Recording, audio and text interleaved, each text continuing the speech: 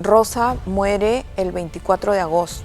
Es la fecha en la que ella está registrada en nuestros libros. Ella sufrió, como cuentan sus biógrafos, durante más de un mes. El convento de Santa Rosa de las Monjas, como es conocido, que se llama Rosa de Santa María, que está aquí cerca, en Barrios Altos, donde ella falleció, que era la casa de Gonzalo de la Maza, el contador, podríamos llamarlo ahora, Gonzalo de la Maza, su benefactor.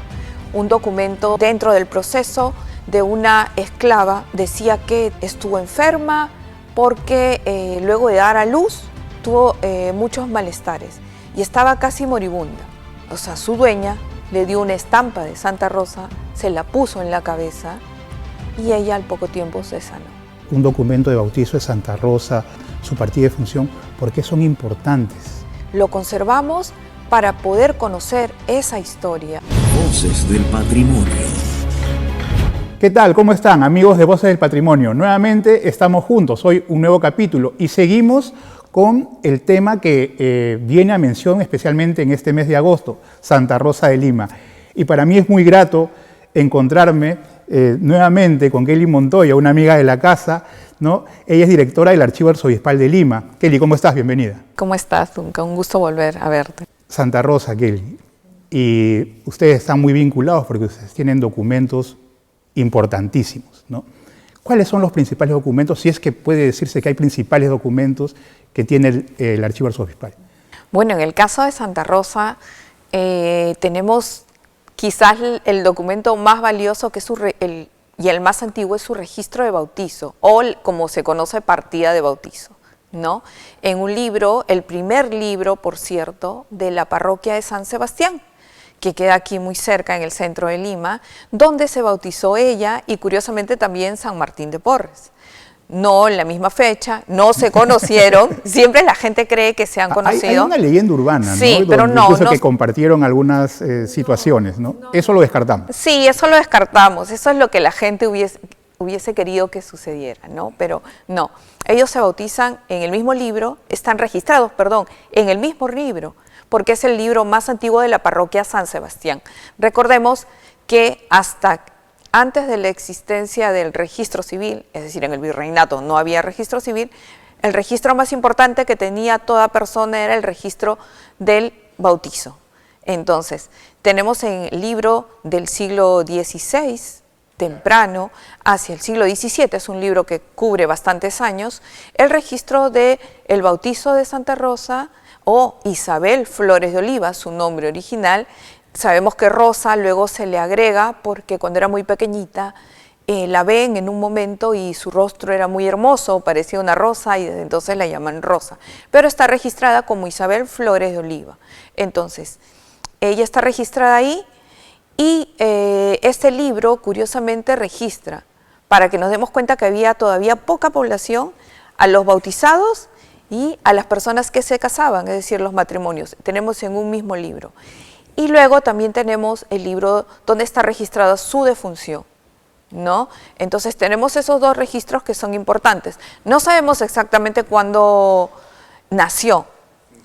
Normalmente te bautizaban el mismo día o a pocos días de haber. Por ejemplo, el documento que ustedes poseen, ¿no? O que ustedes custodian, no menciona la fecha o la edad que ella tenía cuando la bautizan. No, normalmente dicen a 2 días o a pocos días de haber nacido, en algunos casos a 1 año, pero en esa época era a 1 día o 2 días de haber nacido.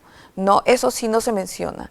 Se hace otra mención a quiénes son los padres, el origen étnico, porque estamos hablando de un libro en el que solo se registraban a españoles o criollos. O sea, no, hay un origen étnico determinado en la partida de bautizo de Santa Rosa. Pues sí, lo podemos llamar así, o sea, no solo el de ella.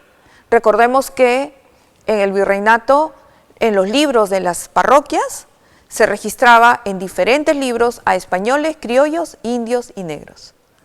Era una práctica común. Era una práctica común. Entonces ella está registrada en un libro que se registraban a españoles y a criollos. Ella era hija de un español. Entonces en el registro se indica niña de, hoy le podemos decir piel blanca, ¿no? Y quiénes eran sus padres, quiénes eran sus padrinos. Luego tenemos el registro de defunción, Rosa muere el 24 de agosto, ¿no? Es la fecha en la que ella está registrada en nuestros libros, ¿no? Ella sufrió, como cuentan sus biógrafos, durante más de un mes, ¿no? Hasta fallecer. Además de eso, tenemos algo que es muy valioso. Estos documentos son valiosísimos y durante mucho tiempo, por cierto, estuvieron guardados en cajas fuertes de la institución. No, por las anteriores gestiones, ¿no? Ahora sí están guardados en un área distinta a la del resto de libros. No se le presta a los investigadores por el valor que tiene el libro y porque también ha estado un poco deteriorado, ¿no? Ya ha sido restaurado, pero está guardado. Si alguien quiere ver ese documento o alguna información, pues se le brindan las imágenes digitales del registro. Además, hay algo curioso que han hecho con ese libro, como en el libro que se registra, que también pertenece a la misma parroquia, su defunción. El párroco, algún párroco en algún momento, copió en otro folio o en otra hoja del libro todo lo que se indicaba en el registro de bautizo, copiando la letra de la época.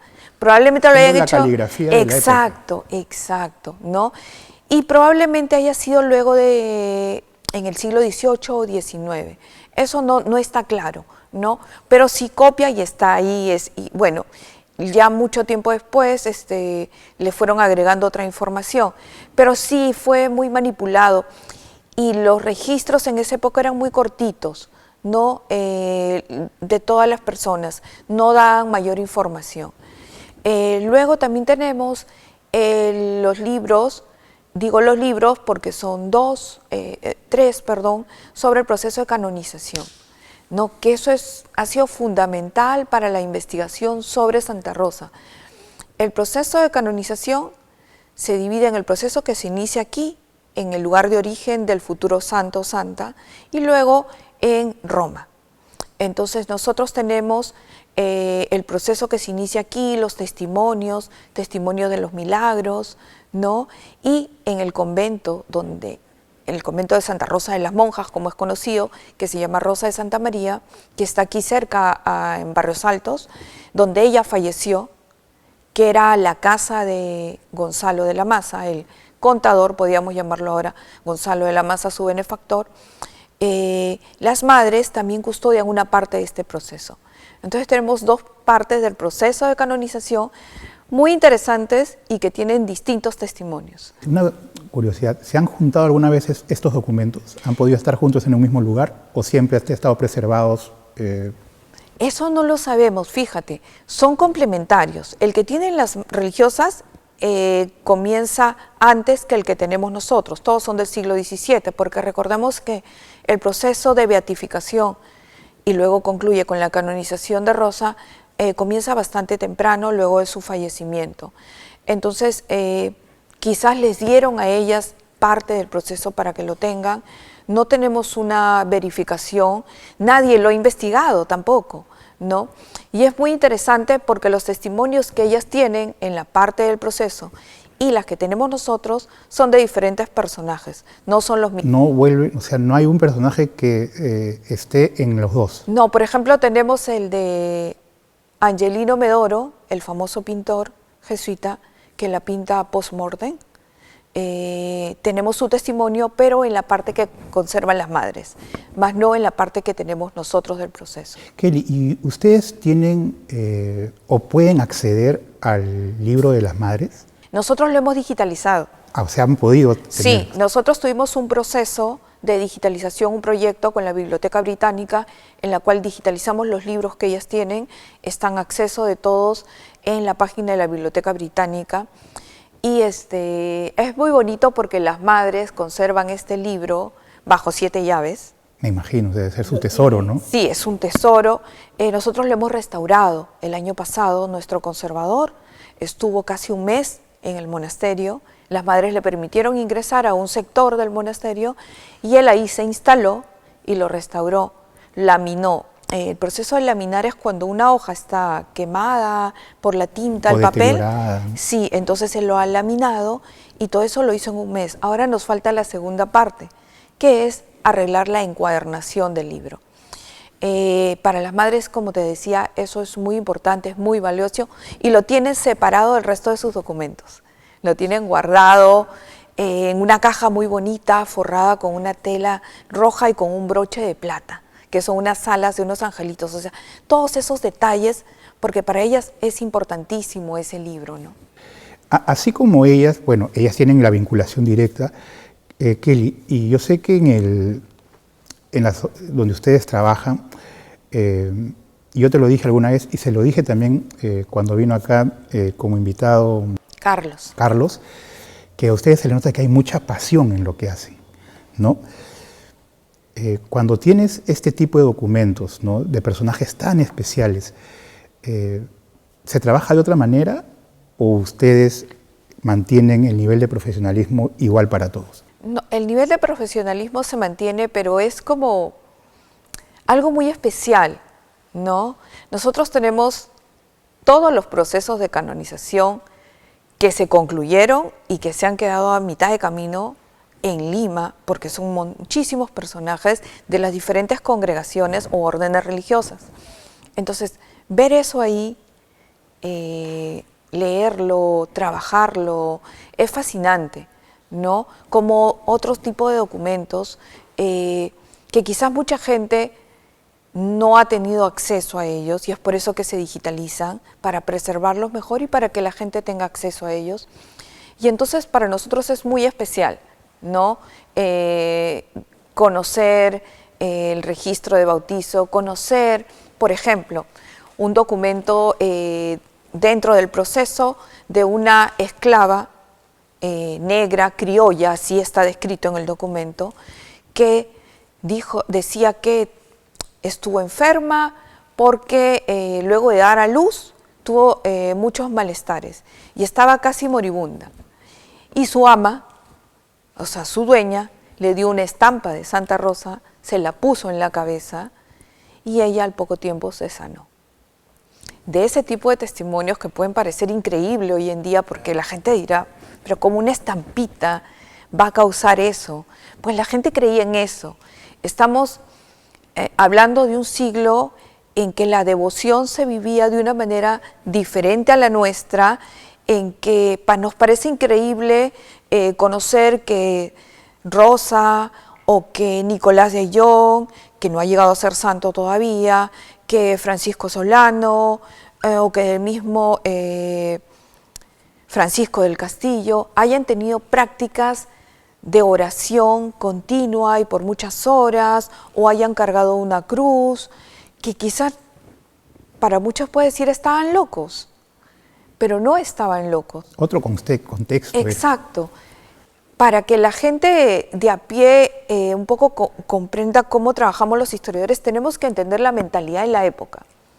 Cuando dentro de 100 años quieran entendernos a nosotros, van a tener que comprender si existen archivos, ¿no? Que ojalá sea así, porque estamos en una era diferente, en una era digital.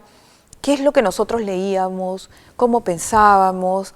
Entonces, en esa época, que no había internet, que no había medios de comunicación como los de ahora, la gente leía la Biblia, la gente leía los sermonarios, las novenas, rezaba, estaba en misa.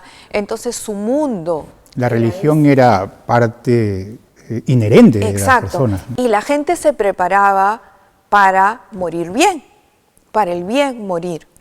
Entonces eso era lo cotidiano en la vida de una persona. Y entonces ir a misa en la mañana o en la tarde era algo común para la gente. Entonces en ese contexto vivió Rosa, ¿no?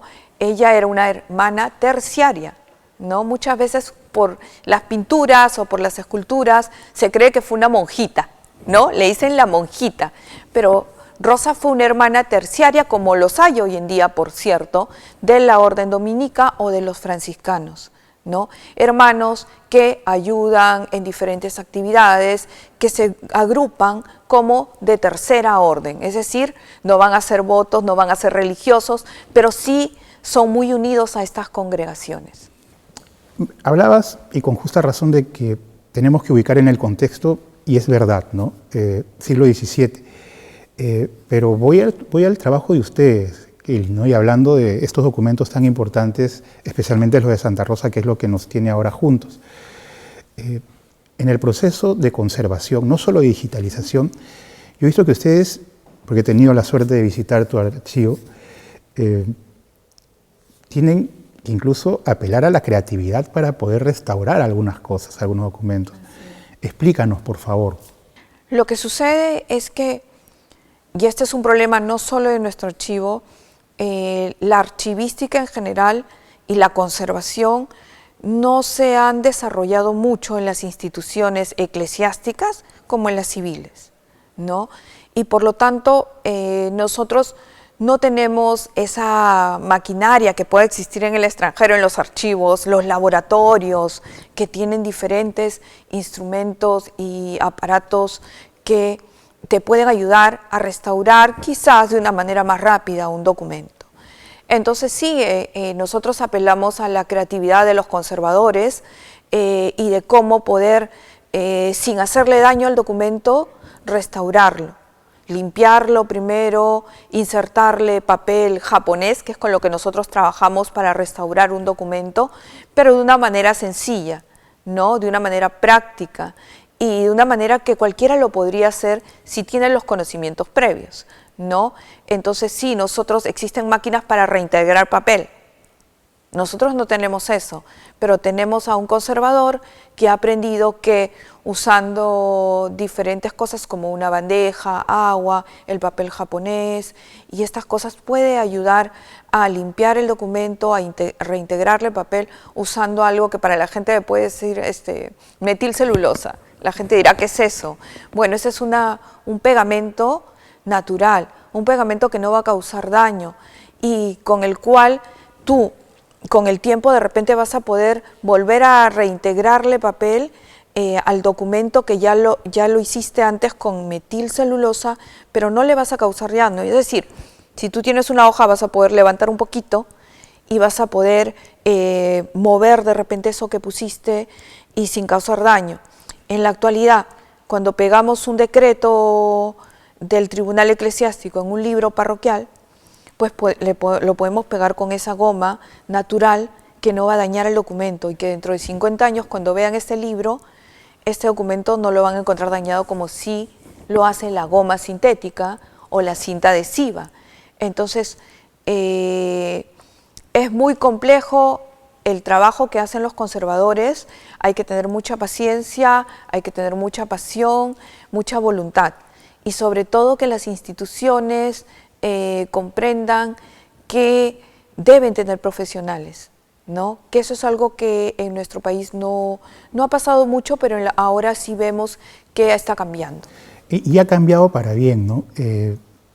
Como digo, yo he tenido la suerte de visitar el archivo y he visto que hay, o sea, a lo que uno piensa, a lo que uno se imagina, es otra cosa el archivo. ¿En qué nivel estamos, Kelly? ¿En qué nivel está el archivo que tú conduces? ¿De qué depende, además, agrego otra pregunta, ¿no? De que un documento pueda estar en acceso al público o de repente ustedes por conservarlo dicen este documento no debe estar con acceso al público? Bueno, el archivo ha avanzado muchísimo en temas de conservación preventiva, de restauración de algunas piezas y de digitalización de documentos, ¿no? Eso es algo que no se hacía antes, nunca hubo un área de conservación ni de digitalización. ¿Y de qué depende de que una persona pueda ver un documento del estado de conservación del documento? Nosotros muchas veces cuando alguien solicita, cuando un investigador solicita un documento y lo sacamos, recién podemos ver el estado de conservación, porque tenemos tantos documentos que no podríamos estar viéndolos, revisándolos todos. Entonces, es en ese momento que se decide si se le va a entregar al investigador el documento para que lo revise, ¿no? En el caso de Santa Rosa, el libro de bautizo, por ejemplo, está en mal estado. Y también, por el hecho de ser un documento de suma importancia, no solo para el archivo o la iglesia, sino para la nación, es que está custodiado, ¿no?, en otro ambiente muy especial. Y a eso voy, Kelly. ¿Por qué dedicarnos a conservar? ¿Por qué dedicarnos a archivar? ¿Por qué un documento de bautizo de Santa Rosa, su proceso de canonización, su partida de función, por qué son importantes? La gente no termina de entender esto. Claro, los documentos son importantes porque, como siempre lo decimos, son la memoria no solo de la institución, en este caso son la memoria de la iglesia, son los documentos que nos van a hablar de esa persona, de nuestra historia. Cuando tú guardas una fotografía, las de antes, que eran impresas, que mandabas al estudio fotográfico, ibas a un estudio fotográfico, te tomaban una foto, luego revelaban esa foto y tu padre atesoraba esa foto tuya de niño, ¿no? Esa es parte de tu historia. Así como tu registro de bautizo, tu partida de bautizo, tu partida de nacimiento, son tu historia personal. Los libros que se custodian en el archivo son la historia de un país, de la iglesia, de un personaje importante que fue en un momento dado crucial para la sociedad virreinal y que a lo largo de los siglos se ha vuelto muy importante para toda la sociedad.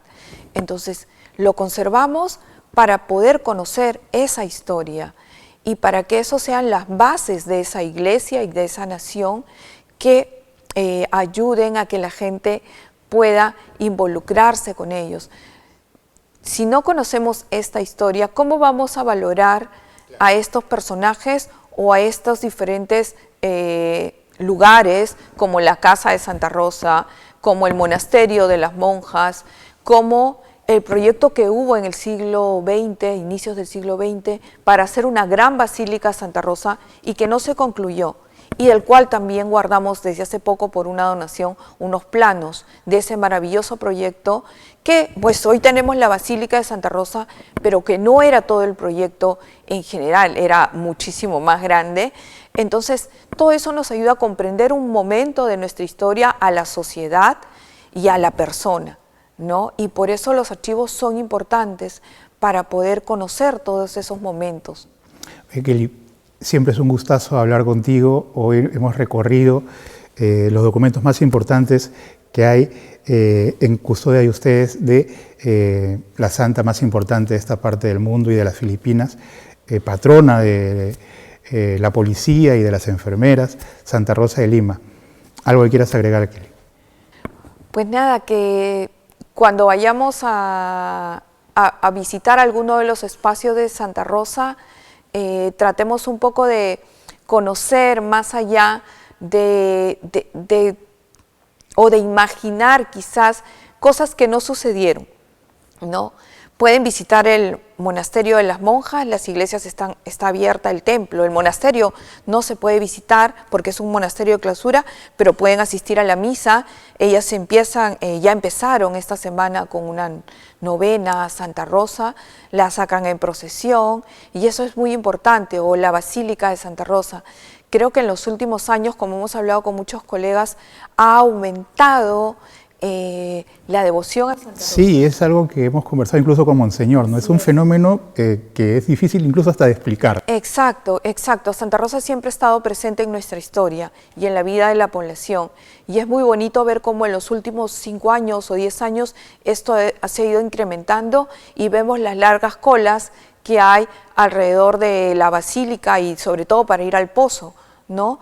Que es muy significativo. Ese fue el espacio donde vivió Rosa y es muy importante visitarlo para entender todo ese ambiente donde ella... Y que no sea solo en agosto, ¿no? Que exacto, podamos hacer todo el año, renovar cada vez que necesitemos la fe. Así es. Gracias, amigos de Voces del Patrimonio. Hasta aquí con el episodio de hoy. Nos volvemos a reencontrar pronto. Voces del Patrimonio.